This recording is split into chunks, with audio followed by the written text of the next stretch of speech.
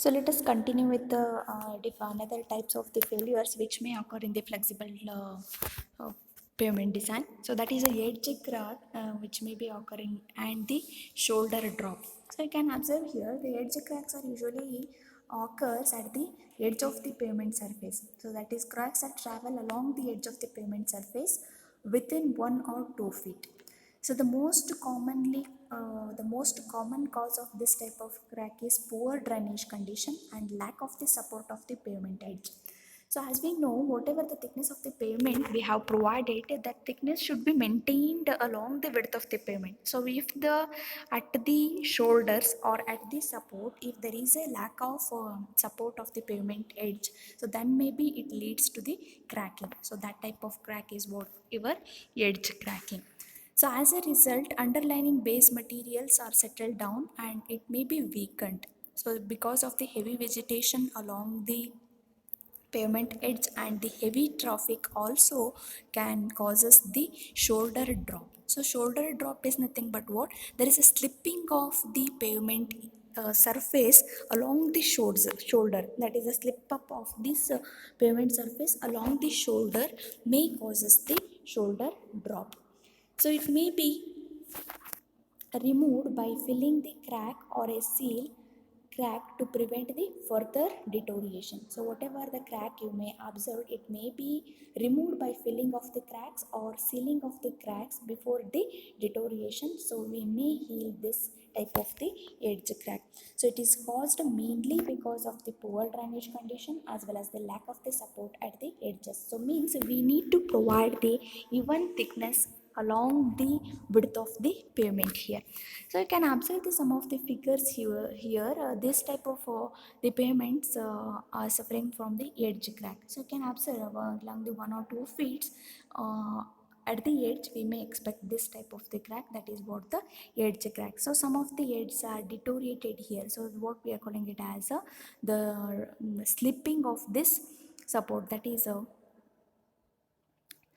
the shoulder drop. You can observe here the shoulder may be dropped because of this heavy movement of the vehicle or because of the improper depth provided at the shoulders. So we may expect this type of the crack. So the next is the slipping crack. So this type of crack is usually occurs because of the sudden application of the brakes.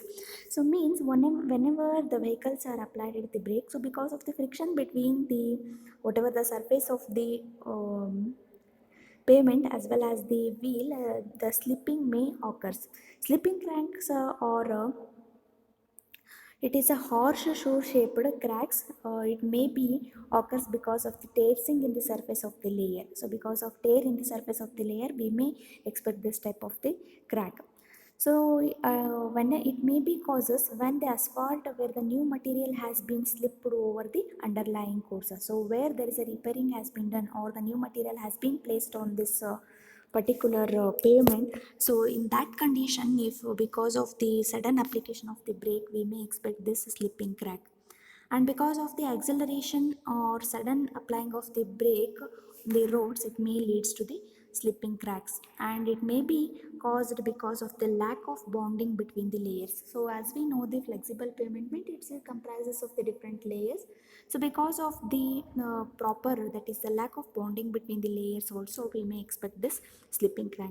So mostly these cracks are shown in the intersection due to the stopping. So you can observe in the figure. So here this is what the slipping crack it has been formed in the pavement. So you can observe here because of the sudden application of the sudden application of the brake on the vehicle, we may expect this type of the cracking. You can observe in the figure.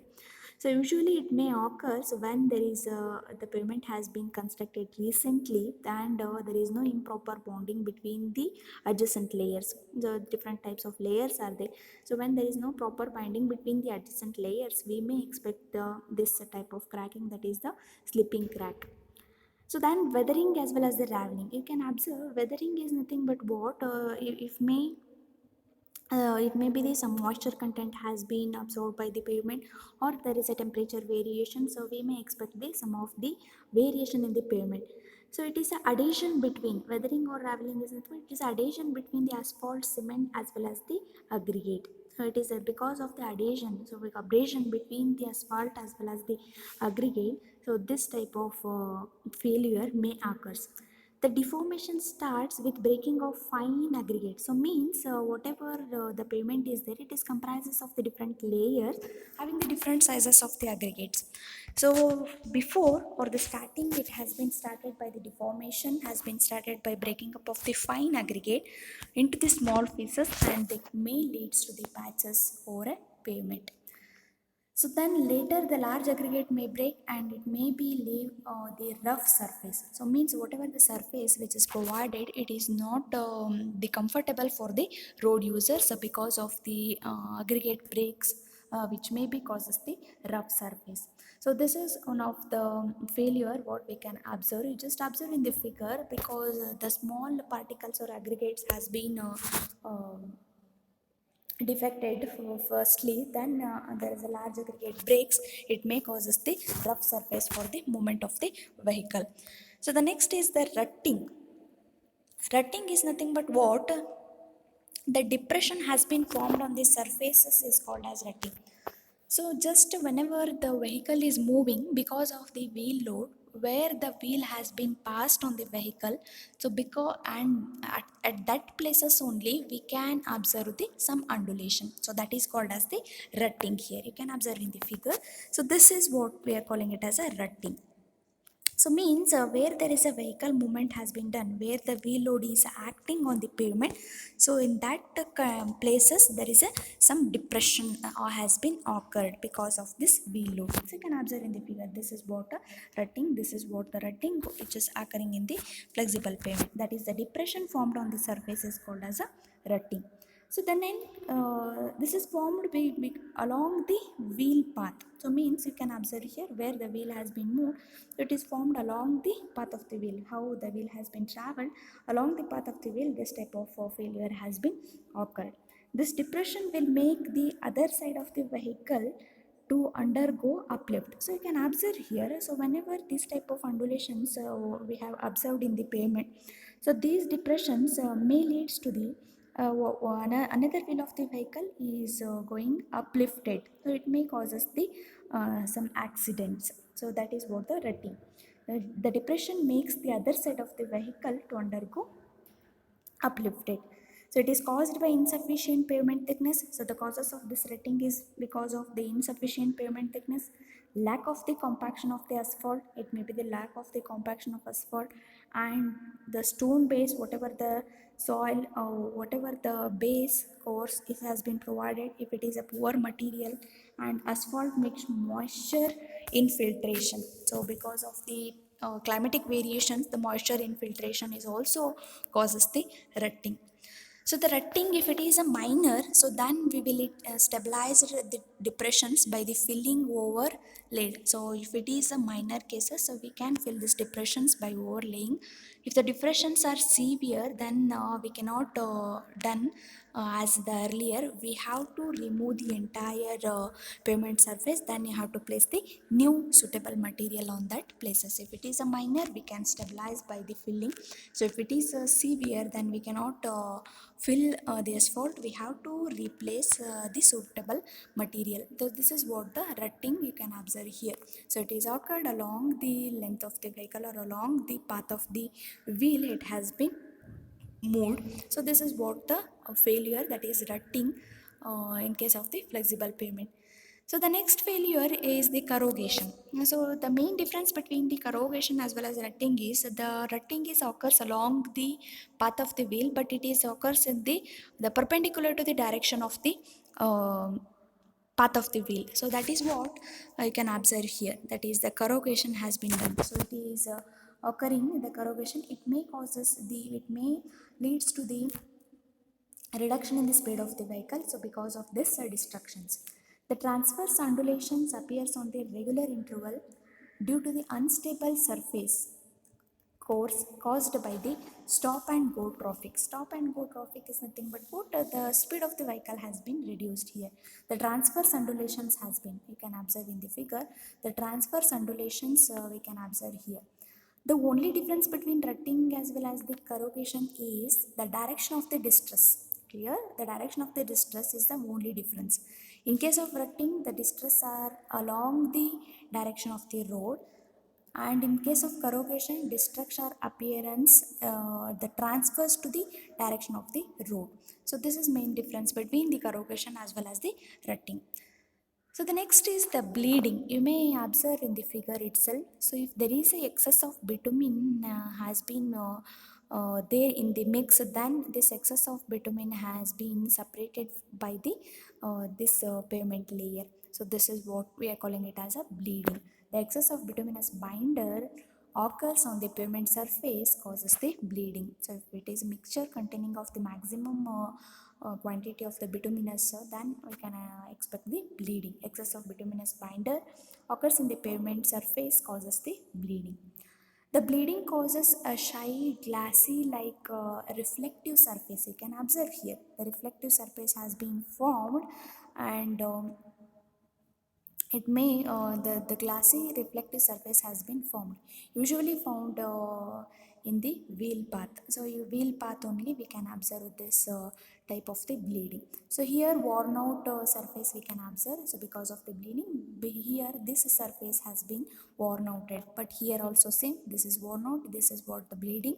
So because of the excess of the binder in the bituminous mix. Then frost and having action or a swelling is nothing but, as the name indicates, the upward movement of the whatever the pavement surface is called as the swelling. Upward movement of the road or a pavement layer form, which is causes the upward bulging of the pavement. So because of the swelling, so this is called as a frost or a having or swelling. You can observe here some upward movement of this road has been occurred. So this type of failure we can consider as swelling or a frost having. So this can be due to the excessive expansive soil and swelling due to the moisture condition. So if the soil is expansive soil, so because of variation of the moisture content, we may expect this swelling as well as the frost having in this type of the pavement layer. So it may be the bulging of the pavement surface upward. So that is what the frost having or a swelling.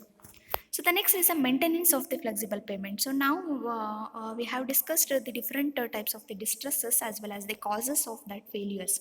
So now failure has been occurred. How to maintain this failures? That is one of the most important factor. So let us see the maintenance of the failure. The first thing is bituminous surface treatment. So how to provide the bituminous surface treatment for the failure area. So it is also known as a seal coat or a chip coat seal. Thin protective wearing surfaces has been applied. So thin protective wearing surfaces has been applied. It provides the protection to the underlying pavement as well as the providing the skid resistance also. So this bituminous surface treatment offering the preventive maintenance for the from the different types of failures has been occurred. You can observe here the the bituminous surface treatment has been provided for the defected area here. Prime coat, seal coat, tack coat. We are having the different types of the coats that has been provided for this whatever the pavement surfaces for the regular interval for the proper maintenance. So then asphalt overlaying. So asphalt overlaying is nothing but, so if the existing road is there also, then we will provide the another layer of asphalt over the existing layer. That is what the asphalt overlaying. So asphalt overlaying paving method is applied on the new asphalt to deterioration of the surfaces. So if there is any deterioration of the surfaces, we will provide the new asphalt layer on the surface of the road. That is what we are calling it as a asphalt overlaying. An asphalt overlaying project will be used for the existing layer as a base of the new asphalt pavement. Existing layer as a base. So as I explained, so this is what the new layer. The existing layer is considered as a base. A new layer is applied on the surface here. Some of the asphalt surfaces with the severe damages. So if there is a severe damage, means rutting, potholes, large cracks, as well as the expansion, will needed the milling before the overlaying. So milling is nothing but what? The removal of the top layer of the asphalt surface. So if there is a severe cracks has been formed or severe damage has been occurred, we have to remove the defected area before you are going to apply the another new asphalt layer. So this is what the asphalt overlaying. The next type of the maintenance is the slurry seal as well as the crack seal. The slurry seal is nothing but it is a homogeneous mixture of asphalt. It is a well graded fine aggregate as well as the mineral filler has been taken in this slurry seal. And this slurry seal is used to fill the existing pavement surface defects as either it has been treated for the other maintenance of the treatment. So either it has been used for the maintenance as well as the treatment, we will use this slurry seal. And crack seal is nothing but it is a product used to fill the individual pavement cracks. This is for the homogeneous mixture for the entire length of the pavement. So for the entire road we will use the slurry seal wherever the defects has been occurred, whereas in the crack seal we will use this crack seal to fill the individual pavement cracks. So whatever the individual pavement cracks is there, so in order to fill that we will use this crack seals. So it is used to prevent the entry of water or other non-compressible substances, sand or rocks or other into the pavement surface. And crack filler material is typically same for the asphalt or a sand slurry. Whatever the crack filler material we have used, it is typically same for this asphalt or a sand slurry. So one of the important thing is slurry seal is a homogeneous mixture which is used for repairing or maintenance of the entire pavement thickness, but the crack seals are used to individual repairing of the pavement cracks. You can observe in the figure here. So this is what this is what the crack seal what we have used to repair the cracks, individual cracks. You can observe here it has been providing here, and the slurry seal has been provided for the repairing of the distress or the deformation has been occurred in the flexible pavement. So that is unsealed and sealed coat, you can observe in the figure.